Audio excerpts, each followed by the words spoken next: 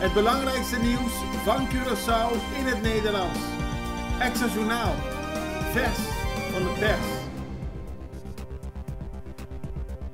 Welkom bij Extra Journaal. Fijn dat u weer kijkt. We hebben het belangrijkste nieuws voor u op een rij gezet. En we beginnen met het bericht dat Nuto voor de Curaçaose rechter is geweest. Gisteren werd de zaak van Irvin Nuto Wawu opnieuw pro forma behandeld. En dat gebeurde via een videoconferentie, omdat Nuto momenteel vastzit in Nederland in de enige extra beveiligde gevangenis in Vught. Volgens het Openbaar Ministerie was de Curaçaoenaar jarenlang een van de leiders van de criminele organisatie genaamd No Limit Soldiers. Het OM houdt Nuto verantwoordelijk voor het uitlokken van 11 moorden en 5 pogingen tot moord.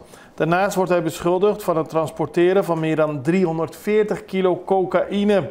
De zaak was nu pro forma, maar wordt inhoudelijk behandeld vanaf 23 juni. Daarvoor is uitgetrokken tot 4 juli, zo schrijft de Extra vandaag. Hij verklaarde tijdens de proforma-zitting dat hij niets met de moorden te maken heeft. En ook heeft hij gevraagd om voorlopig vrijgelaten te worden.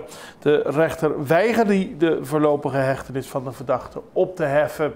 En ook verklaarde hij dat de bewijsstukken die het Openbaar Ministerie denkt te hebben, na het afluisteren van versleutelde berichten, verkeerd zijn geïnterpreteerd.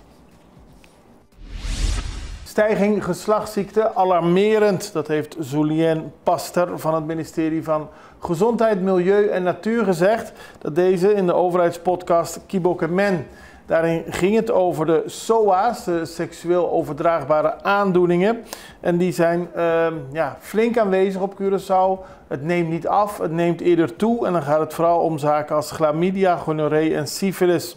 Dat zijn bacteriële infecties die behandeld kunnen worden met antibiotica. En wie die medicijnen neemt, kan er ook van genezen.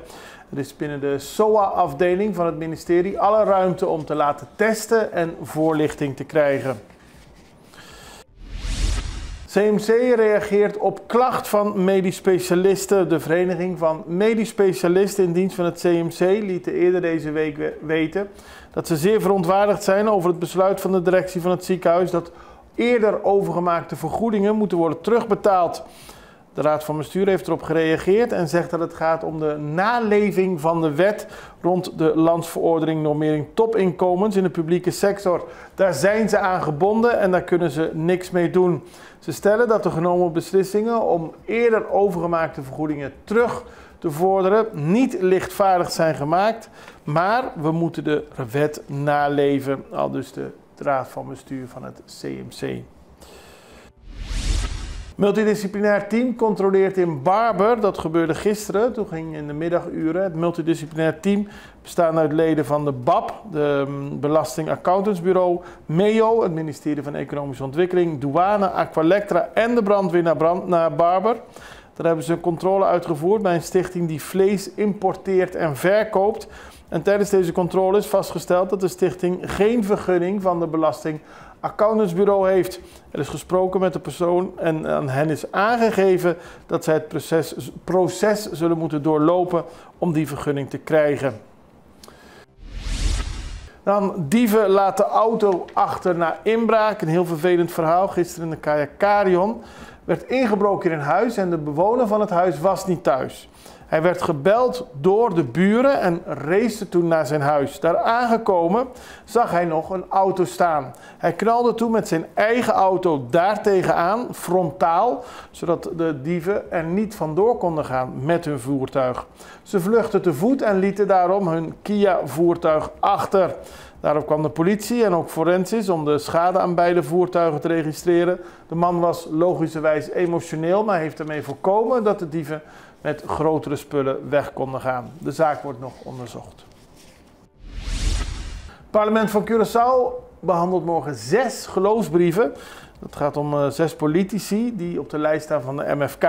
Zoals u weet wordt maandag de nieuwe regering beëdigd en dan gaan de huidige statenleden, die zijn benoemd op 11 mei, Gilmar Pek-Pisas, Javier Silvania, Charles Cooper, Charlton Hatu, Citré van Heijdoorn en oud-statenvoorzitter Charity America Francisca, die gaan over naar de regering.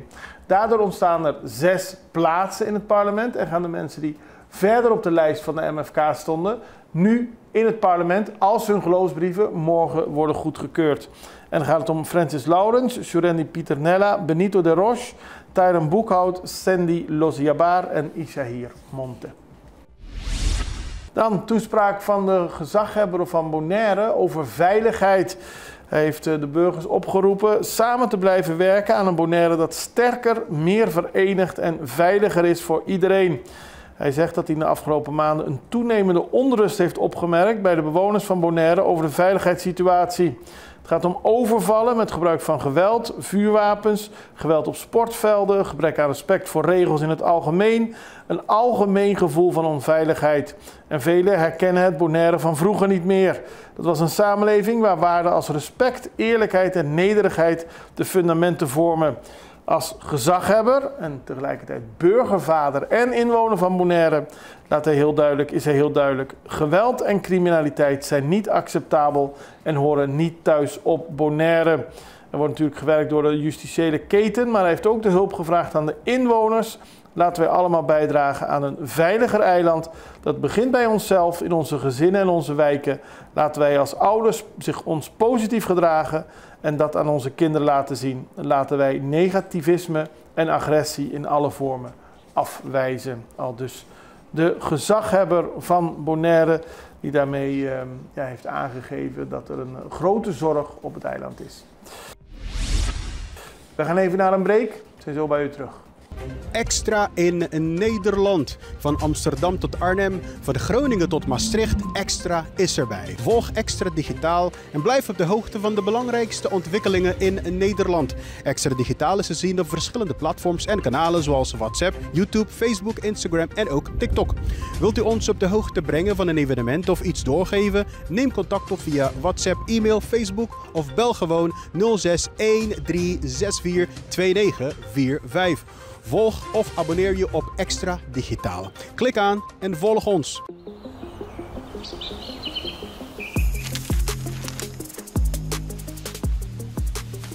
Welkom op Curaçao, een van de mooiste eilanden in de Caribië. Een ware parel. En het is een eiland waar je van heel veel zaken kunt genieten. Van de natuur, van de zee, van het eten, van de mensen en zoveel meer. Curaçao is een eiland waar heel veel gebeurt op het gebied van politiek, cultuur, sport en zoveel meer. En Extra Journaal brengt het belangrijkste nieuws van Curaçao. Maar we hebben ook aandacht voor al het nieuws op Bonaire en Aruba en op de bovenwinden, Saba, Sint Maarten en Sint Eustatius. En we belichten al het nieuws van alle kanten. Het nieuws is duidelijk, actueel en vers van de pers. Extra Journaal, elke werkdag op Salto. Op Curaçao zijn we de hele dag bezig met het maken van Extra Journaal. Volg ons op je favoriete Amsterdamse zender, Tauro.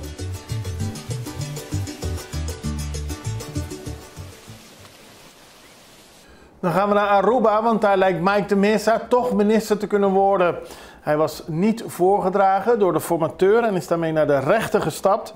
Die heeft uiteindelijk bepaald dat de rechter hier niet over gaat, maar de formateur, en dat is nu premier Mike Eman. En alles lijkt erop dat Mike de Mesa toch kan worden voorgedragen als minister voor Energie, Infrastructuur en Milieu. De regering is onlangs beëdigd en deze positie stond nog open. De reden dat Mike de Mesa niet beëdigd kon worden of niet voorgedragen kon worden, ligt in het feit dat de directeur van de Belastingdienst een belastende brief over zijn belastingbetalingen had afgegeven. Hoewel de schuld al niet meer gold, ging er wel een heel verhaal over de wijze van betalen van belasting van Mike de Mesa overheen. Nou, dat was voor de formateur toen reden om hem niet voor te dragen. De rechter zegt, daar ga ik niet over, dat mag de formateur doen. En alles wijst er nu op dat de Mesa toch zou worden voorgedragen als ministerskandidaat bij de gouverneur van Curaçao, van Aruba, zijn excellentie Alonso Boekhout. Gaan we weer terug naar Curaçao en dan naar Klein Curaçao, want het bezoekersaantal voor Klein Curaçao zou per jaar beperkt moeten worden tot maximaal 100.000 personen. Ook is het een idee om toeristen te laten betalen voor de toegang tot het eiland. Daarbij wordt gedacht aan een bedrag tussen de $10 en $15. Het zijn punten die aan de ministerraad zijn gepresenteerd. Het gaat om het Development Plan for Ramsar Wetland of International Importance Klein Curaçao. De overheid heeft dat, de ministerraad heeft dat ontvangen, heeft gezegd dat ze het ontvangen. Dus in die zin is het goedgekeurd, hè, dat het voorstel naar voren is gebracht. En nu wordt het verder bestudeerd. De bedoeling is dus om te zorgen dat Klein Curaçao iets meer beschermd wordt voor de natuur natuurlijk en voor de dieren die daar aanwezig zijn. Dan moet je vooral denken aan de schildpadden die daar broeden. Curaçao blijft trainen, de selectie is goed op dreef. Vrijdag is de wedstrijd tegen Sint Lucia hier in het SDK-stadion. En u ziet op de beelden dat er flink getraind werd. De trainingen worden intensiever. Dick Advocaat, de bondscoach, keek zeer grondig naar de spelers samen met assistent Dien Goré. Wat volgens de sportverslaggever van Extra opviel is natuurlijk de inzet van Livana Comenencia, die het goed doet, Tariq Mercera. En hij gaf ook aan dat Leonardo en Juvinho Bacuna, de broers, beide in staat zijn om te spelen vrijdag. Dus dat is goed nieuws. En dan kreeg de selectie ook nog bezoek van de intermediate selectie van Liga Pabau, die even wilde kijken naar de selectie van Curaçao. Dat is altijd mooi. Dan gaan we voor internationaal nieuws naar Cuba, want de studentenontevredenheid groeit daar. Er zijn nieuwe tarieven voor mobiel internet ingevoerd en die leiden ertoe dat de studenten eigenlijk geen gebruik meer kunnen maken van internet. Er is opgeroepen tot een staking als vorm van protest in sommige universitaire kringen. De nieuwe tarieven betekenen een aanzienlijke verhoging voor klanten die het sterk beperkte basispakket overschrijden. En er is overleg geweest, maar om een idee te geven, er is een maandelijks basispakket van 360 pesos, omgerekend $3. Maar wil je meer kopen, dan ben je al gauw 3000 pesos kwijt. En als je nagaat dat het gemiddelde salaris op het eiland minder dan 6000 pesos is, is dat extra duur. De studentenvertegenwoordigers die willen dus staken. Er zijn overleggen geweest. Zo heeft het internetbedrijf aangegeven dat universiteitsstudenten recht zouden hebben op 2 herlaatbeurten per maand in nationale valuta tegenover 1 voor de rest van de bevolking. Maar dat is niet voldoende. Er wordt gesproken over een protest wat opvallend is in Cuba op de universiteit. Maar het gaat wat de studenten betreft om een zeer cruciaal punt dat ze op deze manier niet hun werk goed kunnen doen. En het geeft aan dat er veel problemen op het land zijn en dit is er één van: duur internet. Wij houden het voor u in de gaten en we zijn er morgen weer. Ik hoop u ook. Het allerbeste. Tot ziens. Dag.